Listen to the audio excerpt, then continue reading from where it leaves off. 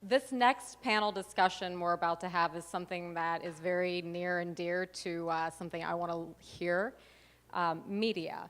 I was behind the curtain for almost 20 years, and truthfully speaking, we do kind of love to hate them. But it's a lot like Spider-Man's Uncle Ben used to say, with power comes great responsibility, and I think that is something that is inherent with the way the media operates. And so our next panel discussion is about tough love, the role of media in nurturing an ecosystem, a startup ecosystem. What is their role? How can they help? And be on the inside and not be combative, so to speak. So without further ado, I want to introduce our panel. Sarah Perez, a writer for TechCrunch. You want to come to the stage? Brian Burns, a publisher for our very own Tampa Tribune. Thank you for being here.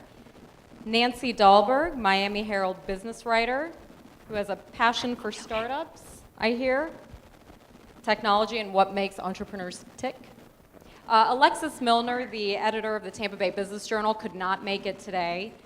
And our moderator, Jennifer Whelihan, Economic Development Manager at Hillsborough County and Adjunct Instructor at University of Tampa in Media. Welcome, everybody, or welcome, panel. Thank you for having me, TiECon. Okay, so this is all Ramesh. He wanted this very special panel. So tough love, role of the media in nurturing a startup ecosystem. So how many startups do we have in the room? Okay, all right. How many medium-sized enterprises? All right. How many million-dollar companies? Good, startups, you see? Okay, connection, mentoring. Oh, for both? Okay, well, good. We have goals.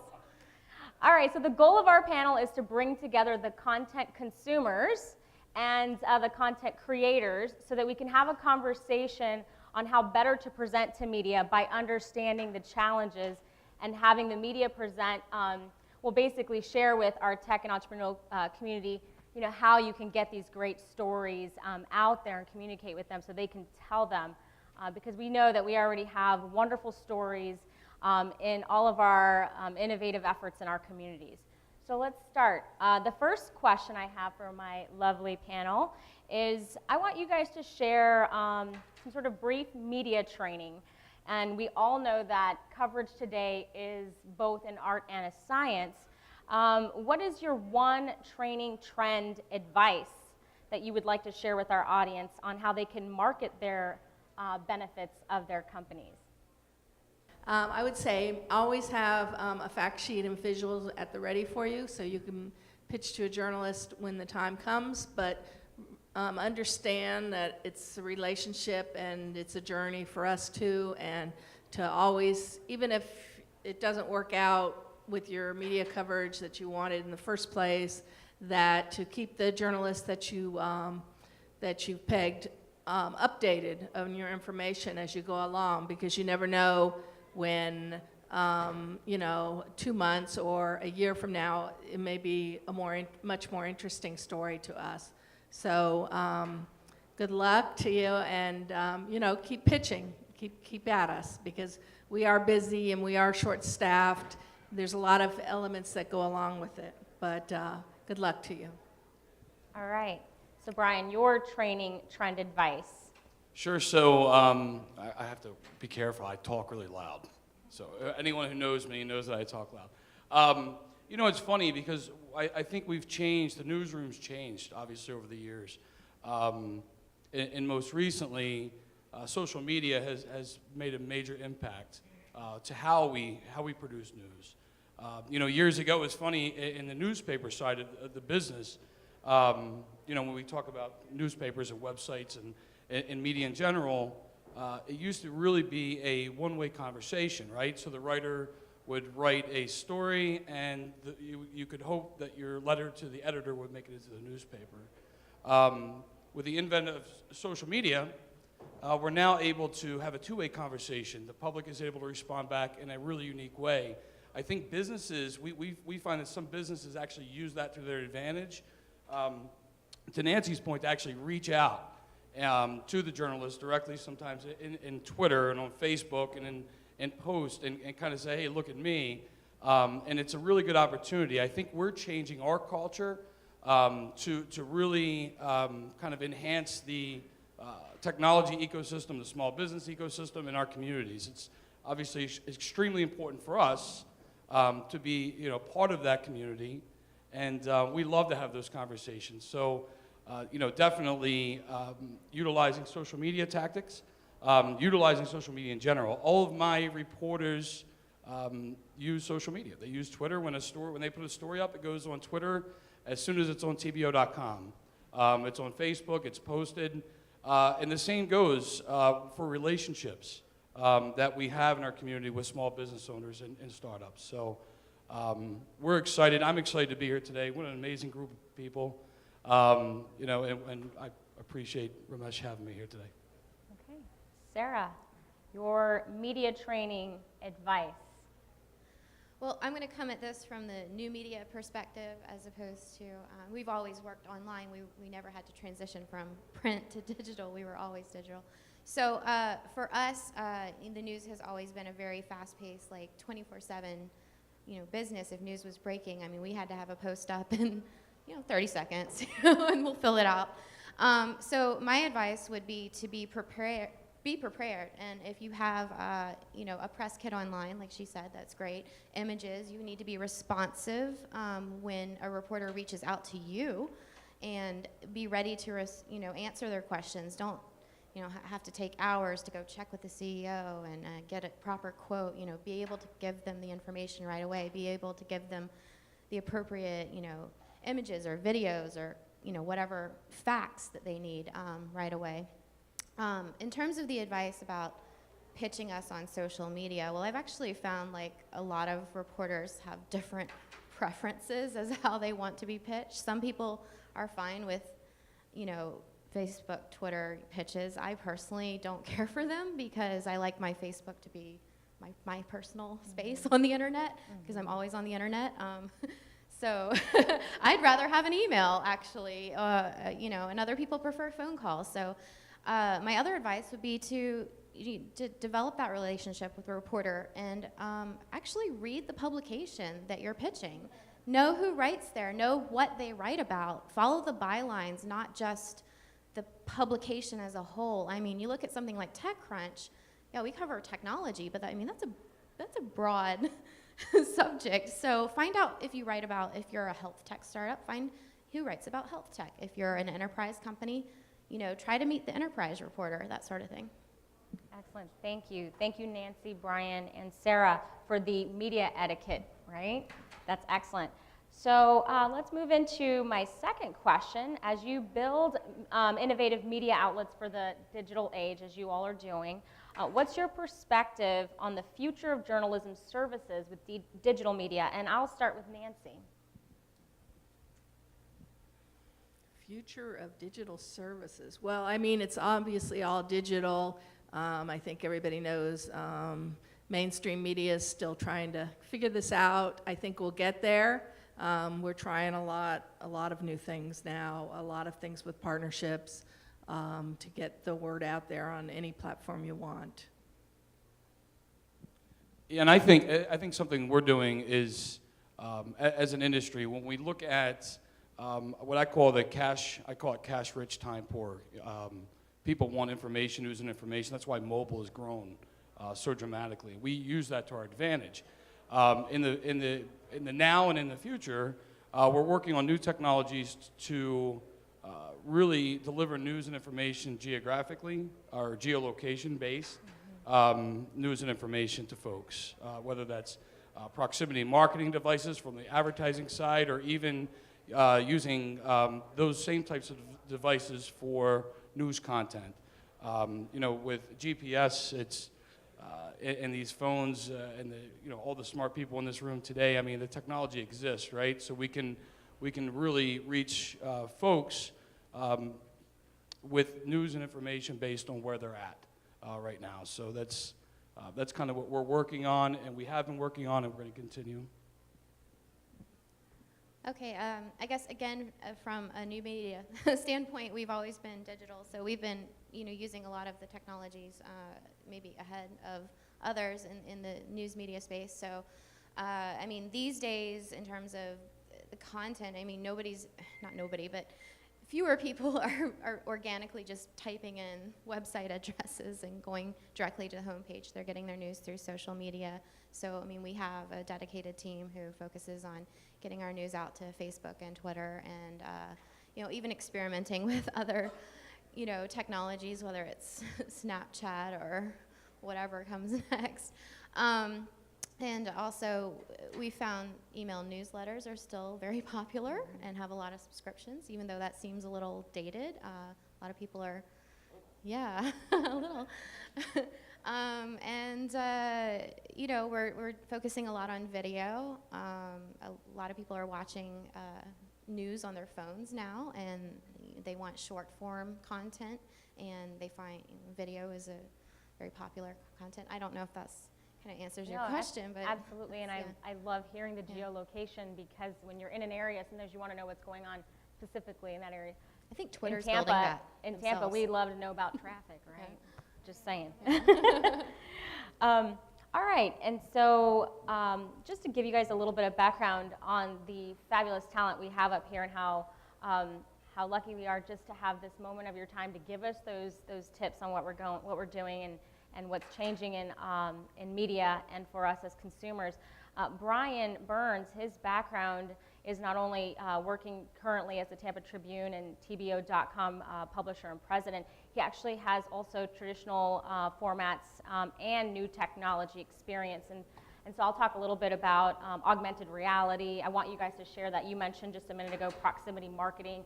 Those are really fantastic tools that they can use as consumers. And then, Nancy with where she's at with the Miami Herald, and founder and host of the Starting Gate. I mean, that is fantastic how you yourself are an entrepreneur in that aspect of seeing the need and your passion for startups and technology, and you doing this particular part of the business where you're bringing attention to entrepreneurs and entrepreneurship.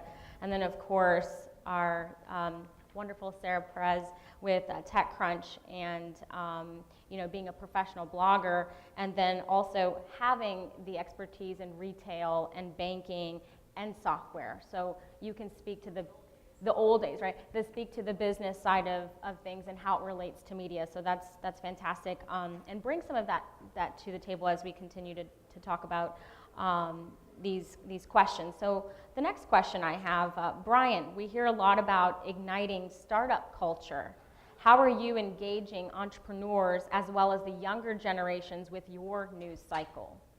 Sure. So, it's funny. It's, a traditional newspaper, we've seen, I think the industry-wide, we've seen declines in circulation and upticks in digital on our web platforms. What we've done recently, actually in this market, is we created a site and an app that's really focused on 18 to 34-year-olds. And then with that, we didn't just create it ourselves. What we did is we reached out to the universities. We got a focus group of students together to come in from the University of Tampa and University of South Florida. We had an amazing time. We had some amazing ideas, and we hired a lot of them to actually be paid interns with us. They get credit and they get money, and they've actually been working on this platform. When you start out a new product, you have zero, right? You have no traffic, you have no downloads. And in less than a year, we took it from zero to around 750,000 unique users on a monthly basis. And it was, what we found was the analytics reached the audience that we built it for. And we utilized these smart folks. I was talking to a gentleman earlier, I believe he's at University of Tampa as well, and he said, what do you think about students? Would you hire a college student, right out of school, or do you want someone with more experience? Look, I look at my own kids, my 14-year-old daughter, and how she communicates. It's a lot different than how I communicated. And with emojis and everything's text, and there's no one even calls anyone. She had a hard time answering the regular phone the other day. In fact, it was like the house phone rang, which I don't even know the number to it, but it rang, and she like picked it up and was listening. I'm like, you have to say something, like say hello. And then when they ask for, and it's funny because it's true. They've grown up in a different day and age, and we have to be able, as an organization, as a media, as an industry, all of us need to really adapt to the needs and of this new generation, and it's exciting, and it's fun to be a part of that. But we definitely reach out to the young, smart minds of our local universities to help us build those products. Great. Sarah, Nancy, do either of you ladies want to comment?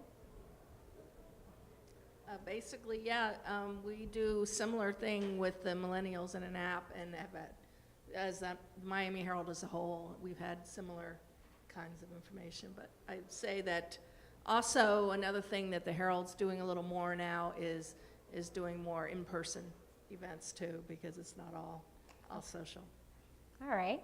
So digital has disrupted every aspect of marketing. I'm going to start with you, Sarah, on this one. So we know this: distribution, retail media, content, role of consumer. So the changes may never slow down or even plateau.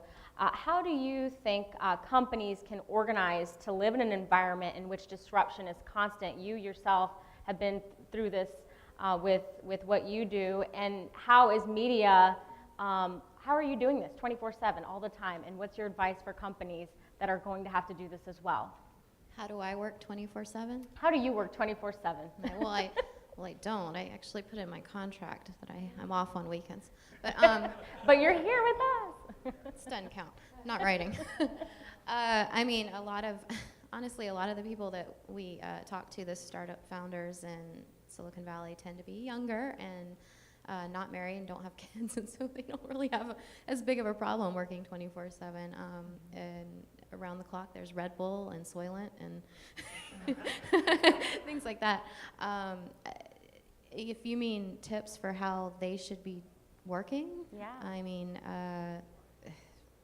just drink a lot of coffee. I mean, I don't know. They Right. have like a drive. You have to have a passion for your business and what you're doing. And I mean, the best thing is for your work to not feel like work, but like something you have to do. Mm-hmm. Like it's, it's not, this job I go to, but you're going to do it regardless of whether you're paid for it. As an entrepreneur, you just have to do it. You have to have that passion inside you. So I don't think I have specific entrepreneurship tips beyond that, honestly. Okay. What about you, Nancy? And Brian, if you want to. Basically would say same thing, yeah. Brian, you have anything to add to that? Well, no, No, but advice from a media perspective, because you guys know media is 24/7, Right. and now companies are having to adapt and realize that as well with getting the information out there, not only to you, but to their own consumers. They can't say, oh, I'll contact you back in 48 hours. If you don't contact them back today, they're going to go somewhere else. Right.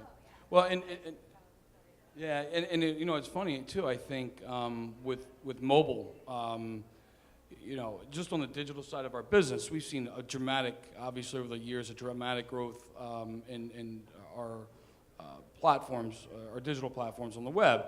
In the last few years, we've seen just a dramatic increase in mobile. Our writers use that technology in to their advantage, obviously. So again, I think there's some simple things that we all have with us. If you look around the room, or next time you go to a restaurant, just look around and see how many people are just staring at their phones. Some of those people may actually be working, not just playing Candy Crush. But obviously we use those tools on a daily basis, 24/7. When there's breaking news happening, I'm texting someone. I'm usually texting a whole group of folks. We have emails going on, and sometimes I'll be on the phone. It probably looks kind of awkward to my family when they see me sitting outside, and I got two phones up to my ears, and I'm texting someone on another line. But it does happen, so we use those tools to our advantage, I think, and I think we'll see more and more of that, especially for entrepreneurs nowadays, it is 24/7. All right, excellent. Okay. How has the innovative effects of social media changed the coverage of innovation with news?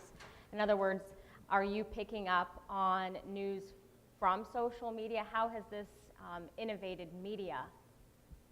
Sarah. You want to take it first? Sarah's ready. Let's go.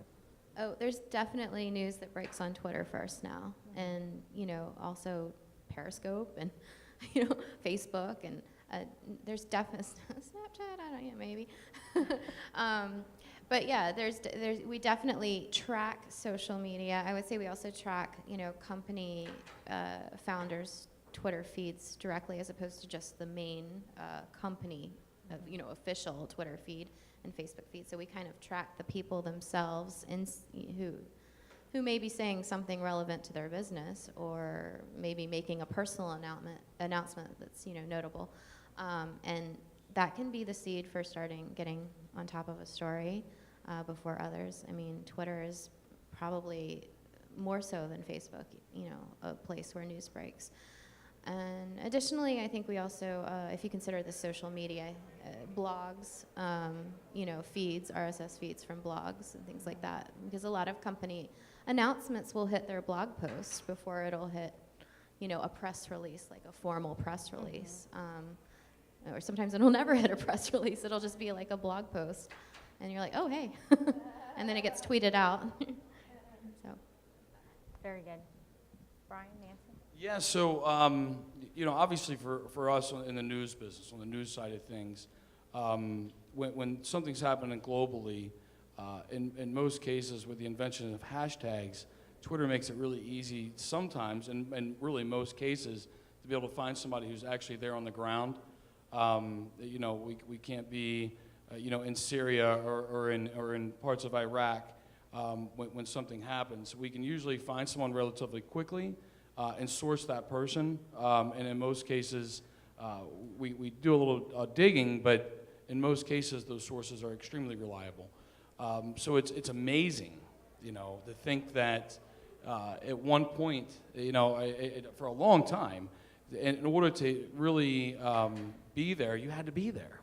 Nowadays, you kind of don't have to be there. You can, if something's breaking, literally, you can find someone who's there. There was a plane that went. It didn't go down. It was. They had an emergency landing. There was a fire. No one was injured. But it was funny how fast we found passengers that were still walking across the tarmac, tweeting out, our plane just wrecked. And of course it didn't wreck, but they had a fire, and everyone's walking across the asphalt tweeting, and we could reach out to those people directly. It's really kind of a neat instant relationship you build with a lot of folks quickly. Excellent. Yeah, I guess I would just add to what they said is social media is huge for us, not only as a reporting tool, which it is, but also to get the news out in that, with our 8 million uniques a month, more than half of them are through social media. 92% of our readers don't come through the homepage. They come through either social media or search. So, it's absolutely huge. And yes, we as probably most all media are investing in tools to help us monitor the great social media universe out there, because it is such a great tool. And we have something called the Public Insight Network, basically a source file for us that has doubled in the past year just because of social media, and we use that a lot. Okay. The sharing economy obviously has brought us new business models. How has media become more efficient utilizing advertising as part of the profit part of the model? So we know that your attention span is limited as being media journalists, in the sense of you have to report a lot of things with a short amount of time. But we know that advertising is still relevant. And how do you utilize that in your business model, again, with the attention span of not only yourselves, but your consumers? Wow, that's actually a tough question. advertising is obviously a huge part of our business. So on the newspaper side, I know the new media side here, but right, exactly. You know, so for us, you know, it's funny, our newspapers, you know, let's say on a Sunday we have 200,000 circulation. We have 200,000 folks who open their doors up to our advertisers every weekend, right? So our advertisers, you know, whether it's a Publix or a Target or whatever, I mean, those things have been a traditional part of our business, and they're going to continue being part of our business. On the digital side, you know, it's changed as far as banner advertising, cost per click, cost per acquisition. I mean, there's so many different models that exist, and we have to find ways to use semantics in a way that serves relevant advertising to a user on pages, whether that's pages on the web, pages in mobile, and really, on the reverse of that is to really give the advertiser the most bang for what they're paying for, to give them the most return on investment. You know, there's native advertising that exists, which is funny because years ago it was called advertorials. And in magazines, you'll still see advertorial on the pages. On the web, they call it native advertising. It sounds kind of cool. Someone said, yeah, let's call it native advertising, and that's what we do. And that's really letting a brand write content about themselves and serving that up almost as an ad, but also as a piece of editorial content. So that's changed the landscape somewhat, but there's so many avenues and outlets on the digital side that allow us to offer a variety of products for not only the advertiser themselves, but also relevant for the consumer. Sarah or Nancy, do you have anything to add? Yeah, we stay on the advertising side. I do anyway. Yeah. They're not really allowed to talk about advertising. Line between reporting and ads. I try to not even know like who our advertisers are at any time, because you could be perceived as biased if let's say AT&T happen to be advertising, and then you're writing a story about AT&T, and you're like, it's better if you just church and state, just keep it separate. But yeah, like you said, there are a lot of different opportunities for ads on digital, and I think we're seeing an interesting change right now with iOS 9, Apple's new mobile operating system, and its ability for people to install ad blockers right from the App Store onto their phones. And if that becomes as popular on the mobile web as it was on the desktop web, then I think publishers are in for some interesting changes. So that's why you're seeing a lot more publishers adopting things like native advertising, where the ads are content. And I think for consumers and news readers, you're going to have to be more aware of when you're reading something that's an ad versus an article. And I'm not a huge fan of those, actually. We've stayed away from them on TechCrunch, and I hope that trend continues. But again, I'm not the publisher, I'm not the owner, and I'm not the editor, so. Very good. Thank you, Sarah. Okay, we're coming up toward more than halfway there. So, good job. How's this is really important. You guys play a very important role in the community, and so how is media contributing to the ecosystem for tech, and what do you feel is your role in the ecosystem in building communities? We know you stay out of advertising, Sarah and Nancy, but you definitely contribute to the ecosystem. So share with us, what do you feel is your role? Nancy? Okay. I guess I consider myself the storyteller for an emerging economy in South Florida. My beat is very focused on South Florida.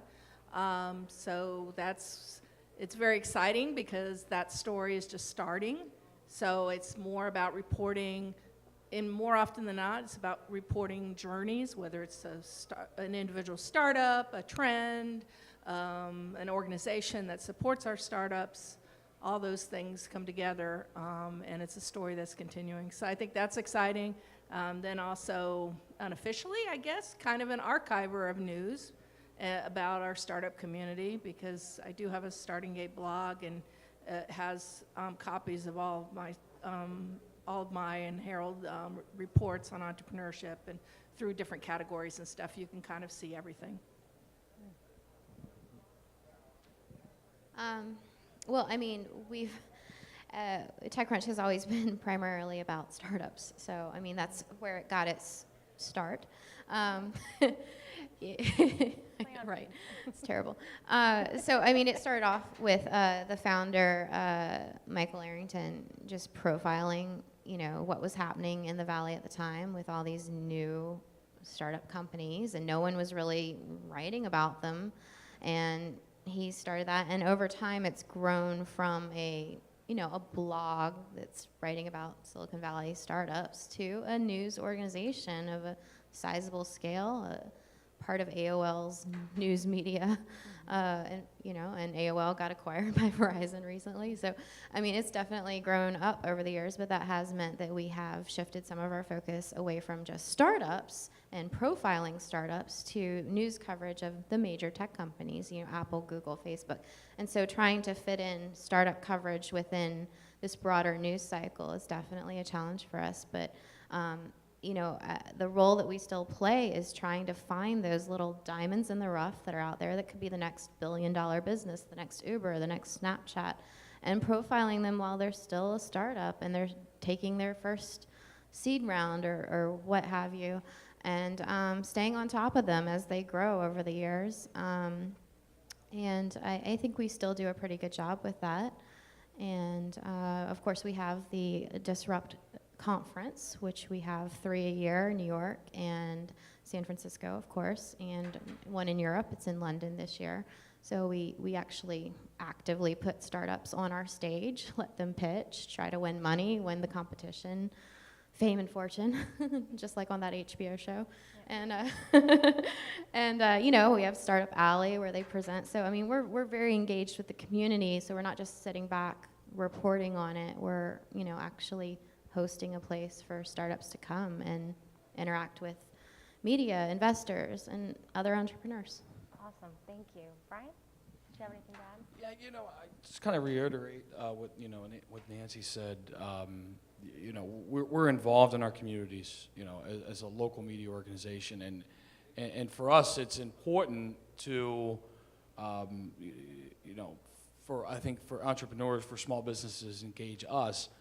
But we engage them as well, and that's, I think, we contribute to that on a daily basis in this community. As you know, Tampa is growing leaps and bounds. We have a lot of changes, so we've been constantly reporting on everything that Jeff Vinnick is doing, all the startups and channel side, what UT's doing right now for small businesses and incubators. It's amazing. So for us, it's a really exciting time, and it's something that we're doing on a daily basis, and it definitely keeps things hopping for us. Awesome. And I'm going to just open it up out here to make sure we get your questions in too. I have a few more, but I think your questions are very, very important. Anybody have a question right now that you just want to ask? Come on, folks. Go ahead. Hi. I'll ask a question. So Einstein said everything should be made as simple as possible, but not less. In a 132-character world, how do you tell a story about a startup? I mean, I can't do it. How do you do it? It is 140 characters. And you know what? I think what it is, it's the tease, right? So it's the headline. And in Twitter, you can't tell the entire story in 140 characters. However, we can get that out into social media. Hashtag it appropriately to drive an audience to that, and then push it back to the actual content page itself. And I think that's really kind of how we focus on that. Yeah, pretty much, the same thing. We also try to focus on telling stories in many different ways. So sometimes they're short takes, sometimes they're videos, sometimes they're story tour, whatever. We try to experiment a lot. Well, on Twitter, you can put a hyperlink to a longer article. So it's 140 characters. But yeah, I mean, to some extent, people don't have the time to read, longer articles like they used to when they would sit down, their coffee and newspaper and flip through all the sections. They're on their phones. And so they're scrolling. I mean, they don't maybe want to read a feature in-depth piece on their phones. But I think what we do is that we do have a mix of, briefer posts that are just kind of like, oh, here's some news, it happened, here's the information you need, and some context around that. And then we mix it up with longer pieces, feature pieces, contributions from guest editors who have something relevant to say that will speak to our audience, whether that's a venture capitalist explaining how to pitch them, or another entrepreneur in your same industry telling you what they've learned. And the people who are going to read those stories they're going to read them because they're really interested in finding out what this guy has to say. So I don't know that you really have to dumb it all down to 140 characters. You just have to get people to click through that link and be engaged with what they're landing on and not trick them. No clickbait. Maybe a little clickbait. But. All right, and our final question. How have Oh, I'm sorry. Yeah. Ken. Just a comment. Oh.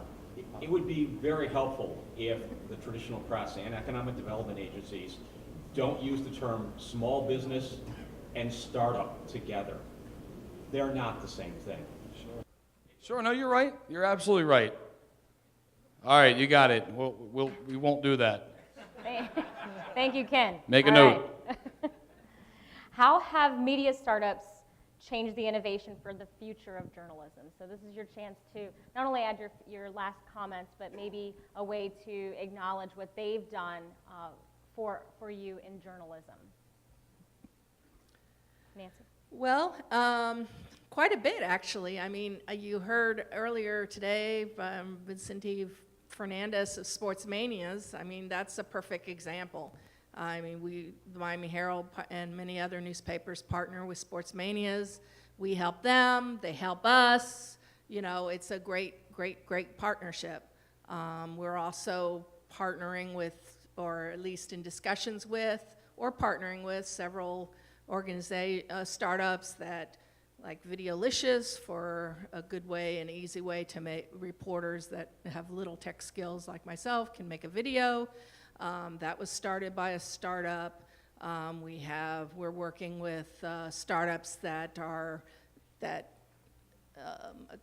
look at the social media and be able to geolocate for us and for as a reporting tool. So that's another thing. We're evaluating several startups right now that are do that, and for a major partnership. So, and I think that's going to continue. Very good. Brian. Oh, they loved what you said, Nancy. Yeah. So how have media startups changed the innovation for the future of journalism? Wow, well, I think going back, obviously we talk about social media quite a bit. And it's really, in my opinion, I think industry-wide, especially in the print medium, it's absolutely changed how we do business. It's how we gather. It has changed how we gather news and how we get news out. And it's going to keep evolving, right?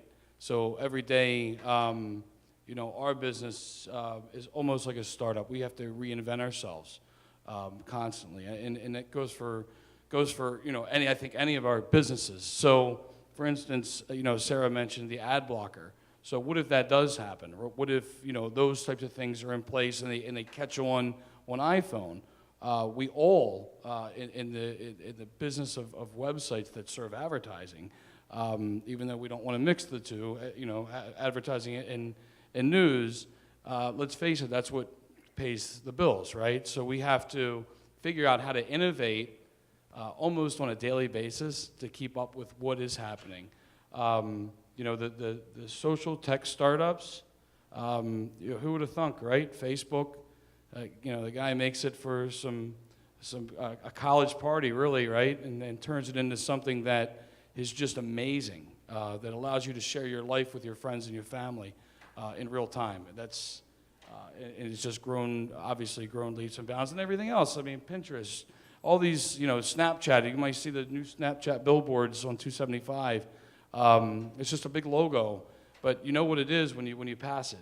The branding's been done so well for these startups that have turned into, in some cases, very large corporations, and they're going to continue, and that's going to continue changing how we do business and how we gather news and information, and how we relay that news and information to the readers and consumers. Very good. Sarah? I'm not sure if I have too much to add because, I mean, in my personal opinion, TechCrunch in a lot of ways has operated like a startup from its founding days to now, and we do take advantage of startup technology, and we do look at startups in the space, whether that's for internal use like group communication, like we'll pull out Slack, and we're willing to we were on Yammer and then we tried Convo and now we're doing Slack. I mean, we're willing to jump around and try different things as soon as it's available and evaluate it and see if it works for our team. And that's just, that's on the internal side. If you're talking about externally, I mean, looking at what the next new platform is for sharing the news. I mean, Facebook and Twitter are obviously super important, but there are other places people are finding the news, and that could be Snapchat, or it could be, even Instagram to some extent, or Tumblr, or whatever other social platforms become, WhatsApp, a lot of private messaging, so put a WhatsApp button on your blog post, So there's definitely the influence from social on the distribution of news. Very good, thank you. And as I saw Sarah's watch lighting up every few seconds. Yeah, maybe Apple Watch push notifications, right? So a few keywords to take away, as Nancy said, they're utilizing the content that you are creating and sharing as an archive. So it is fantastic to know that. And as Sarah said, looking for the diamonds in the rough and, being engaged. They're obviously very engaged with the community. Partnerships and innovating daily. And so let's do a hashtag tough love. Thank you. Thank you, Brian. Thank you, Sarah. Thank you, Nancy.